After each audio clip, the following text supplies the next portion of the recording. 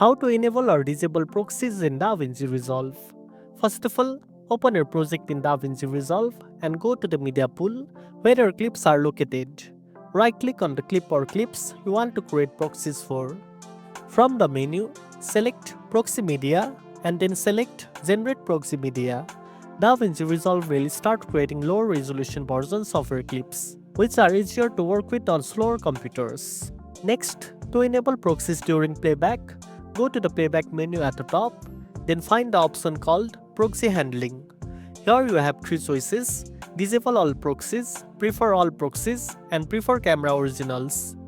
Choosing Prefer all proxies will make DaVinci Resolve use the proxy files for playback, improving performance.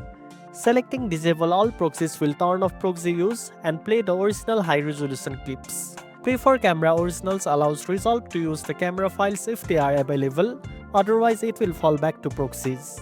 If you want to disable proxies completely, just select Disable all proxies from the same menu. This will ensure your playback uses the full quality footage at all times. Remember, proxies only affect playback and editing smoothness, not your final export quality. You can switch between these settings anytime to balance performance and quality. And that's it. Now you know how to enable or disable proxies in DaVinci Resolve.